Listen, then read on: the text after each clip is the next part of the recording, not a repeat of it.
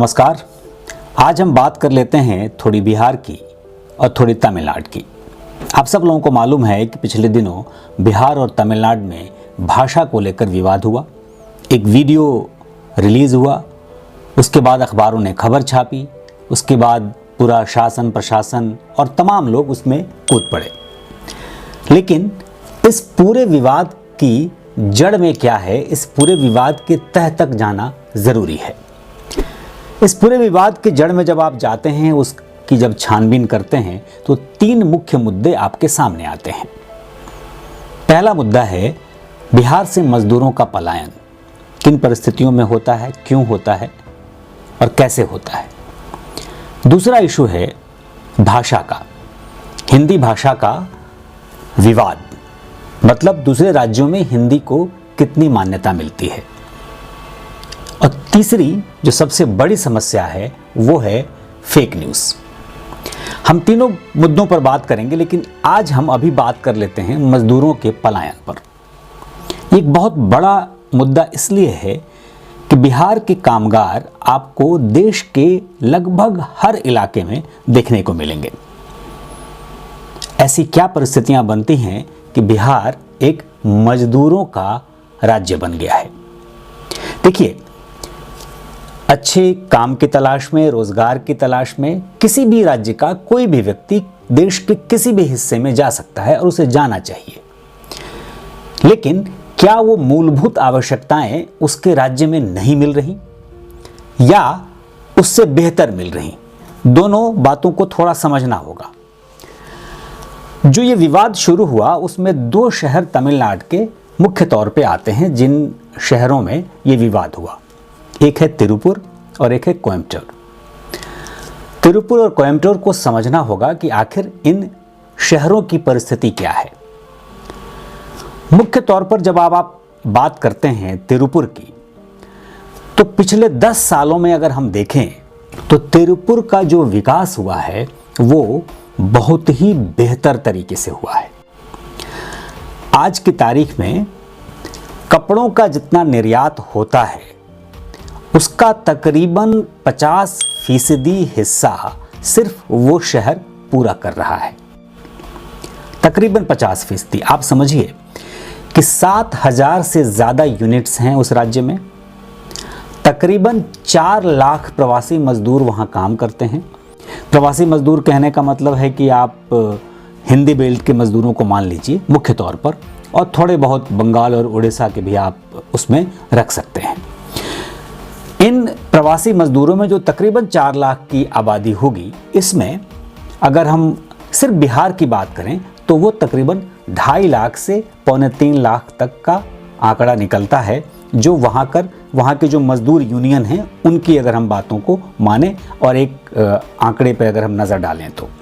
और ख़ास तौर पर जब कोविड के दौरान मजदूर पलायन कर रहे थे, जब अपने अपने गांव को, अपने अपने शहर को, अपने अपनी ज़मीन को वापस लौट रहे थे, तो उस वक्त जो लोग, जो संस्थाएं वहां काम कर रही थी, उनको जितने लोगों ने संपर्क किया कि मुझे अपने घर पहुंचा दो, अगर उस आंकड़ों को हम देखें तो समझ में आता है कि तकरीबन 2.5 से 2.25 लाख लोग बिहार के वहाँ काम करते हैं। एक बड़ा आंकड़ा है किसी भी एक राज्य में से गए हुए एक शहर में पहुंचे हुए लोगों का। अब देखिए, चूंकि ये मुद्दा भाषा को लेकर के शुरू हुआ, तो भाषा को लेकर के एक छोटी सी बात मैं आपको बता दूं कि हिंदी हमारी राष्ट्रभाषा नहीं है, राजभाषा है। राजभाषा का मतलब राजकीय कामकाज की भाषा, और संविधान में किसी भी राष्ट्रभाषा का उल्लेख नहीं है। ये विवाद आप सब लोगों को मालूम होगा, इसीलिए मैंने कहा कि अलग अलग समय में हम लोग इस पर बात करेंगे। तो मैं इस हिंदी भाषा और राष्ट्रभाषा के विवाद पर एक दिन अलग से आपसे बात करूंगा। और जो तीसरा जो सबसे इम्पॉर्टेंट एक पहलू है वो है फेक न्यूज़।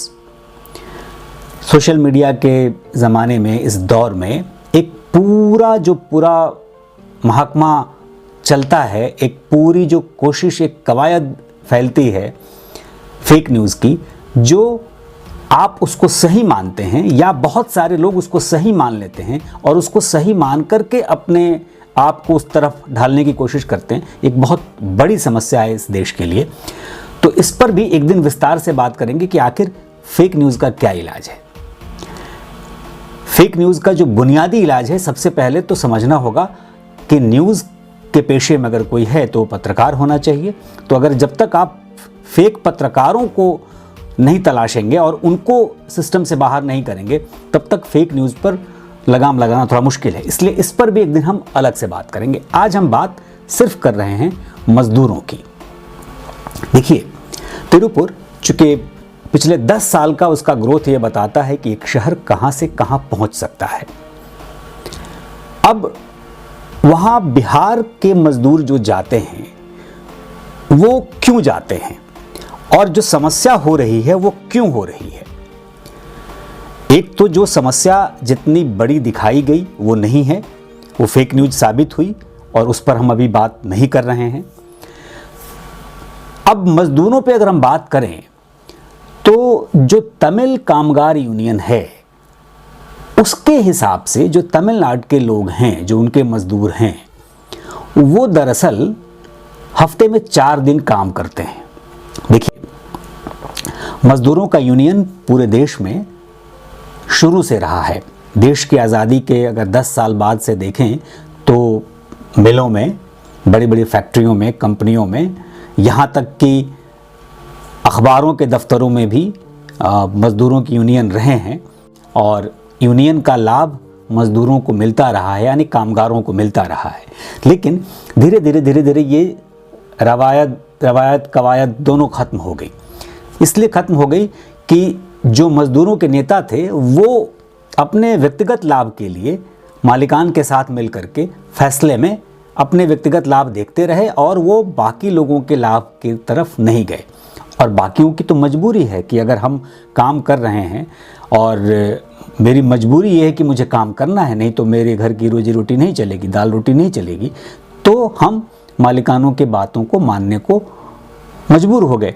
तो ये जो मज़दूरों के साथ जो मजबूरी हुई उसका धीरे धीरे परिणाम ये निकला कि मज़दूर यूनियन पूरे देश से ख़त्म होने लगे। लेकिन अगर दक्षिण भारत में हम देखें तो अभी भी ये बहुत हद तक है और बेहतर स्थिति में है। इसका नतीजा ये है कि वहाँ यूनियन के वजह से कम मज़दूरों के साथ बहुत ज़्यादती नहीं होती। लेकिन फिर बिहार या उत्तर भारतीय कह लीजिए या प्रवासी जो कह लीजिए, तो इनके साथ क्या हो रहा है, ये एक बड़ी समस्या है। तो इस समस्या को अगर हम ठीक से समझें तो ये है कि तमिल कामगार यूनियन का ये उनका सिस्टम है कि वहाँ जो तमिल मज़दूर हैं, यानी जो तमिल कामगार हैं, मज़दूर मैं इसलिए कहता हूँ कि दोनों लोग उसमें शामिल होते हैं। कामगार में सारे लोग आते हैं, चाहे वो स्किल लेबर हो या अनस्किल लेबर हो। तो इसमें आप हफ्ते में 4 दिन वो काम करते हैं, मतलब महीने में 16 से 18 दिन काम करते हैं, जबकि इन फैक्ट्रीज़ को ज़रूरत है कम से कम 26 दिनों की। यानी अगर महीने के 4 हफ्ते हैं तो एक दिन की छुट्टी वो दे सकते हैं मज़दूरों को, तो 4 दिन की छुट्टी हो गई 30 दिन में, तो 26 दिन उनको काम चाहिए होता है। तो ये जो 8 से 10 दिन का गैप होता है हर महीने, इसकी वजह से वो प्रवासी मज़दूरों पर आश्रित होते हैं। क्योंकि जो बाहर से काम करने आया है वो तो काम 26 दिन कर लेगा, बहुत मजबूरी होगी तो वो 30 दिन भी कर लेगा, क्योंकि उसको पैसे मिल रहे हैं। जब ये शुरुआत हुई इन शहरों में, कोयम्बटूर में और तिरुपुर में, दोनों में अगर हम देखें तो उस समय क्या था कि दोनों मज़दूरों की, यानी तमिल मज़दूरों की और प्रवासी मज़दूरों की, इन दोनों मज़दूरों की जो स्थिति थी उसमें उनकी मज़दूरी में लगभग डबल का फ़र्क था मेहनताने में। अब वो धीरे धीरे कम हुआ है, तब भी अभी तकरीबन 20 से 30% का फ़र्क अभी भी है दोनों की मज़दूरी में। यानी कि जो बाहर से आते हैं वो कम पैसे में ज़्यादा काम कर रहे हैं। इसलिए इन फैक्ट्रीज़ की ये मजबूरी है कि वो उनको अपने राज्य में लाने में उनको गुरेज नहीं है, उनके लिए बहुत बेहतर है, क्योंकि उनको काम भी ज़्यादा मिल रहा है, महीने में ज़्यादा दिन काम कर रहे हैं और साथ साथ उनको पैसे भी कम देने पड़ रहे हैं। तो ये जब परिस्थिति बनती है तो वहाँ पर जो तमिल मज़दूर हैं वो इनको रोकते हैं। विवाद भाषा का नहीं है, विवाद इस बात का है, उनका ये मानना है कि अगर तुम लोग उस तरीके से काम नहीं करोगे जिस तरीके से ये चाहते हैं, तो हम जिस तरीके से काम करते हैं उसी तरीके से तुम भी करोगे, तो तुम्हारी भी तरक्की होगी, तुमको भी पैसे ज़्यादा मिलेंगे। हालांकि वो मिलेंगे नहीं मिलेंगे वो तो भविष्य के गर्भ में है, लेकिन वो इसलिए रोकते हैं कि उनको लगता है कि ये मेरे हक मार रहे हैं। देखिए, दोनों परिस्थितियां बहुत ही जटिल हैं, बहुत आसान नहीं है इसको एक तरीके से सुलह कर लेना कि नहीं वो तमिल मजदूर जो हैं, वो कामगार जो हैं वो ठीक कह रहे हैं, या जो प्रवासी हैं। भाई प्रवासी आया है तो वो काम तो करेगा ही, नहीं काम करेगा तो वो अपने गांव में पैसे कैसे भेजेगा, उसके बच्चे कैसे पढ़ेंगे, उसकी बेबी के खर्चे कैसे निकलेंगे, उसके घर में उसके माँ के इलाज के पैसे कौन भेजेगा, ये तमाम समस्याएं हैं उसके लिए, तो वो तो काम करेगा। अब देखिए, आमतौर पर प्रवासी मजदूरों की अगर हम बात करें, बिहारी या उत्तर प्रदेश या मध्य प्रदेश, झारखंड, बंगाल, उड़ीसा, तो ये प्रवासी मजदूरों को 600 से 800 रुपये रोज़ाना उनको मिलते हैं। बहुत बड़ी रकम नहीं है। अगर 800 रुपये भी है तो अगर महीने के तनख्वाह के तौर पे भी होंगे तो वही करीब 20 से 30 हज़ार के बीच में मैक्सिमम ये वैरी करते हैं जो इन लोगों को पैसे मिलते हैं। शहर से, अपने गांव से, अपने राज्य से हज़ारों किलोमीटर दूर जा कर के काम कर रहे हैं, उतने पैसे उनको मिल रहे हैं। हालांकि उनका काम चल रहा है, जीवन उनका चल रहा है, तभी वो वहाँ जाके काम कर रहे हैं। इसका मतलब ये है कि उतने पैसे भी उसको अपने राज्य में नहीं मिल रहे हैं। अब मैं ये बात आज इसलिए कह रहा हूँ क्योंकि आप देखिए, जब आप बिहार जाएंगे तो बिहार में प्रॉस्पेरिटी में कमी नहीं दिखेगी। हर छोटे कस्बे में, हर छोटे राज्य में, हर छोटे शहर में, हर छोटे कस्बे में, गांव में, नुक्कड़ चौराहे पे आप जाके देखिए, बड़ी बड़ी कंपनियों के शोरूम खुल गए हैं, मल्टी शॉपिंग मॉल्स खुल गए हैं, शॉपिंग कॉम्प्लेक्सेस खुल गए हैं, बड़े बड़े ब्रांड्स आ गए हैं, बड़े बड़े शोरूम्स खुल गए हैं। तो ये जो विकास दिखता है बिहार में, वो आखिर कहाँ से आ रहा है, इस पर थोड़ा गौर करने की ज़रूरत है आपको।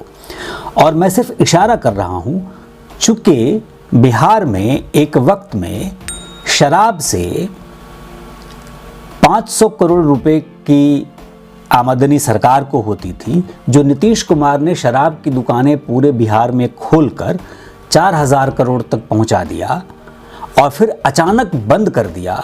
उसका नतीजा ये है कि बिहार में आज की तारीख में शराब के अवैध कारोबार से सालाना तकरीबन 30 से 40 हज़ार करोड़ तक का कारोबार हो रहा है और ये सारा पैसा अवैध तरीके से बाजार में घूम रहा है और इस पैसे की वजह से ही आपको वहाँ विकास दिखता है। मुख्य तौर पर न राज्य में फैक्ट्रियाँ आ रही हैं, न विकास के लिए कोई साधन हो रहे हैं, न नौकरियाँ मिल रही हैं। तो ये विकास कैसे हो रहा है, इस पर थोड़ा गौर करने की आप लोगों को ज़रूरत है।